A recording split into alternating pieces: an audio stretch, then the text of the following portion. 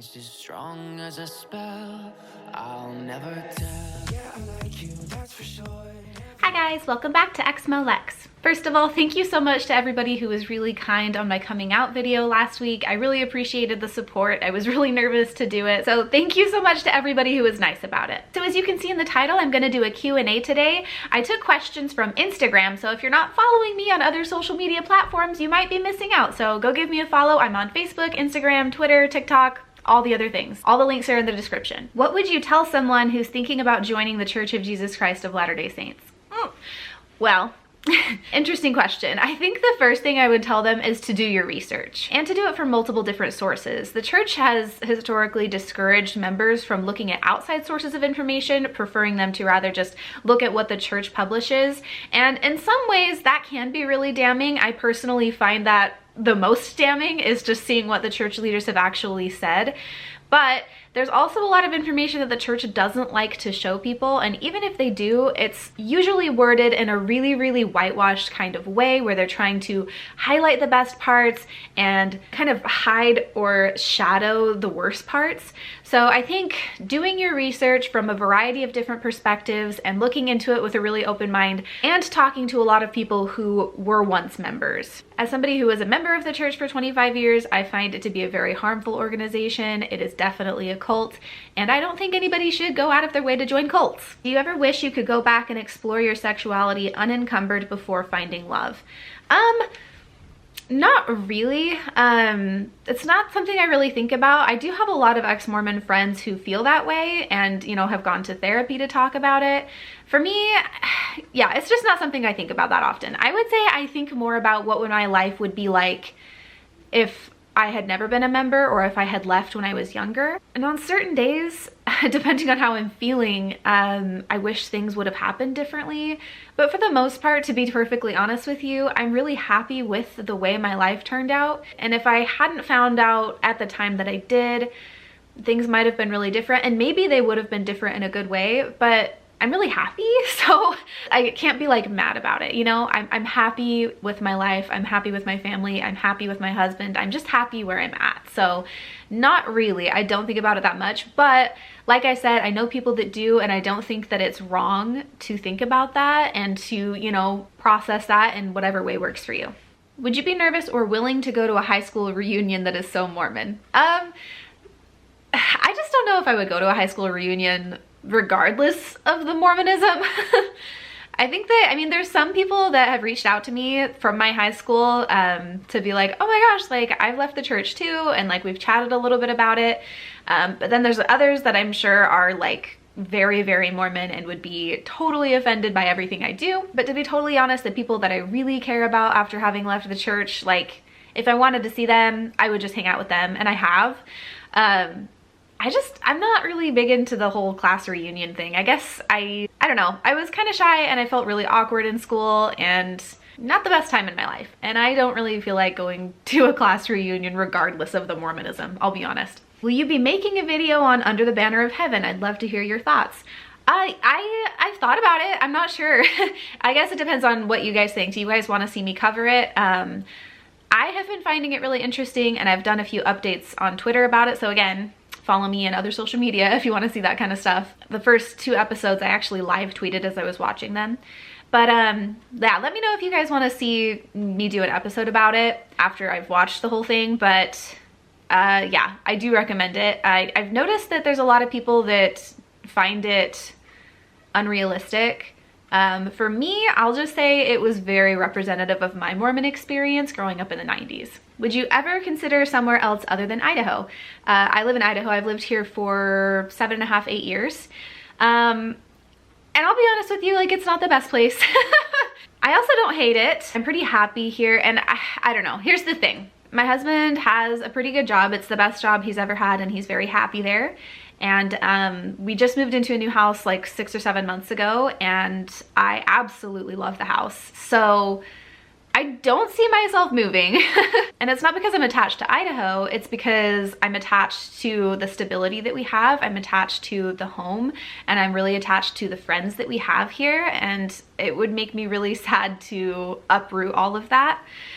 So I could see it maybe someday happening either after the kids move out and we no longer need a house this size, or if, you know, my husband changed jobs so we didn't need to stay for that, or if our friends moved away, then we wouldn't need to stay for them. If I ever did move though, it would probably either be to somewhere near the Oregon coast or out of the country.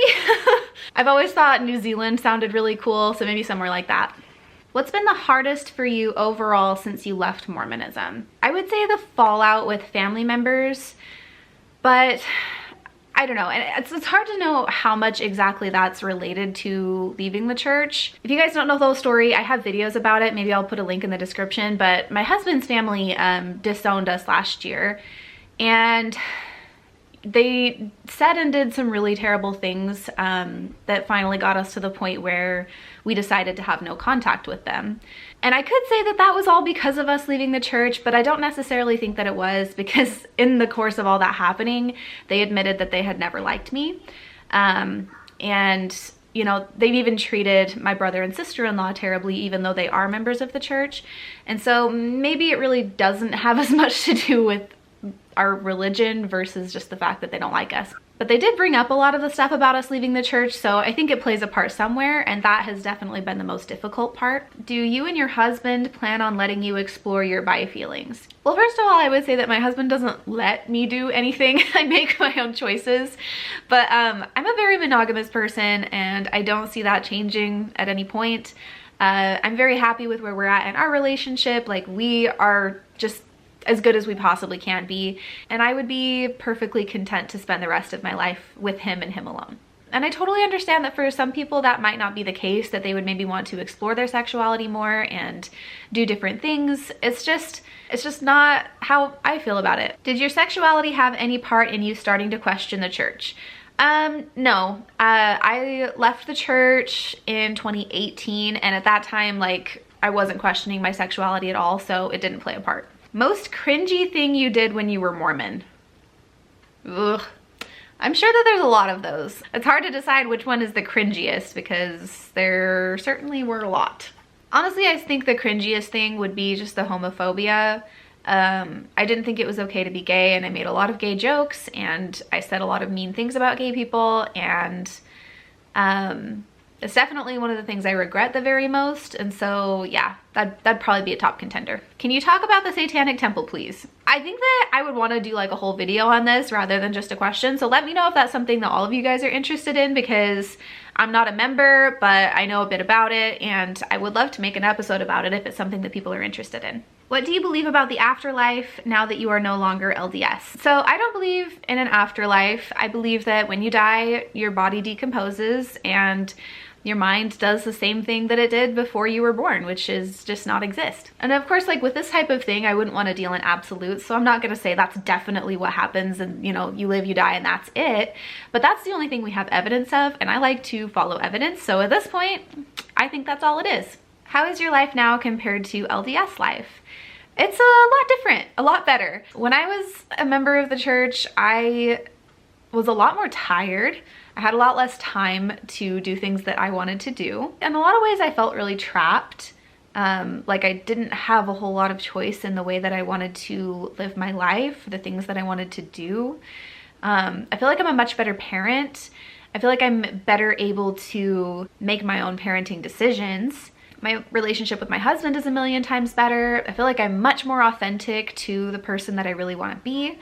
Genuinely, I'm just a lot happier. I struggled with depression for a really long time, from my like early teens until into my 20s. And after leaving the church, it really has gotten a whole lot better. And I still have anxiety, and I, you know, still struggle from time to time, but to be completely honest with you, my life is just so much better after leaving the church. How to nicely turn down missionaries. I would just say if they knock on your door and they're trying to preach a message to you, to just politely say no thank you, I'm not interested, and close the door.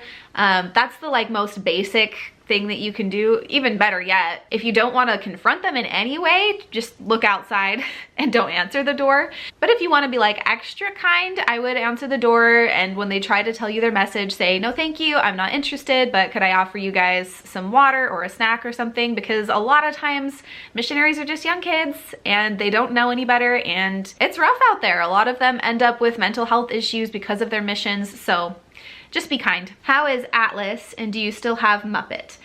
So for you, those of you who don't know, I have a poodle named Atlas. He's 2 years old. And then we had a puppy named Muppet that we got last summer, and unfortunately we do not have her anymore.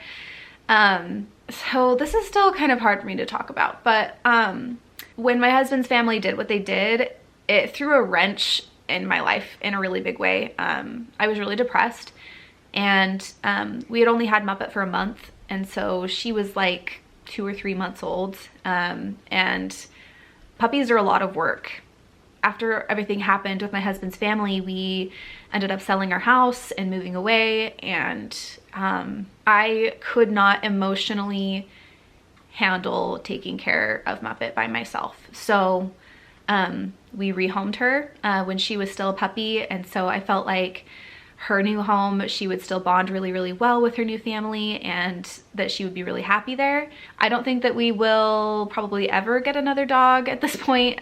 Going through all of that and then having to rehome her was really, really hard for me.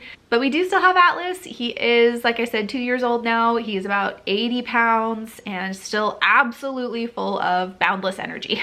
What has been your best experience after leaving the church? That's hard to answer because I feel like there's so many different answers. Like my best experience after leaving the church, one of my favorite things is how many good friends I've made since I left. And I feel like they're like real, true friends that will always be there for me.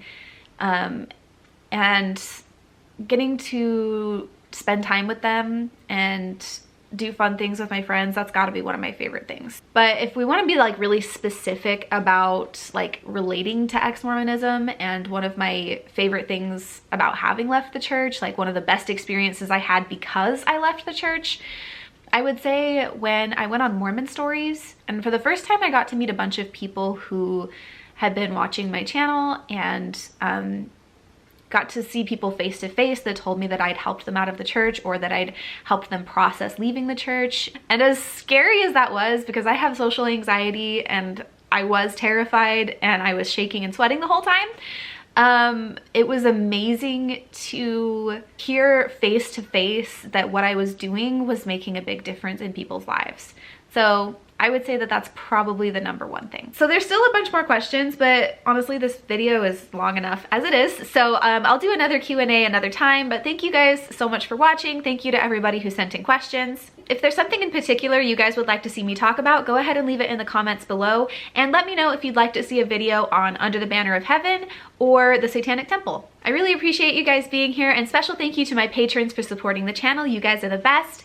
Extra special thank you to AA, Craig Call, Doug Davis, Mormonland, The Guiltiest Place on Earth, Jason Wilkins, Noble Monster Comics, Tans, and the Exmo Candle Company for supporting at the Demon tier on my Patreon. Speaking of supporting the channel, there are a whole bunch of ways you can do so in the description, and all of them are super, super helpful. Back when I first started making videos, I was filming and editing them on my phone and doing it in my car. And a lot of people actually really liked that, but it was rough for me because it was so hot in the summer and so cold in the winter. And because of you guys helping support the channel, I now have an actual camera and an actual computer to edit on, and lights, so it always looks nice and bright. So if you'd like to support the channel, it means a whole lot to me. Thank you so much, and thank you for being here. Remember to like and subscribe, and I'll see you next time.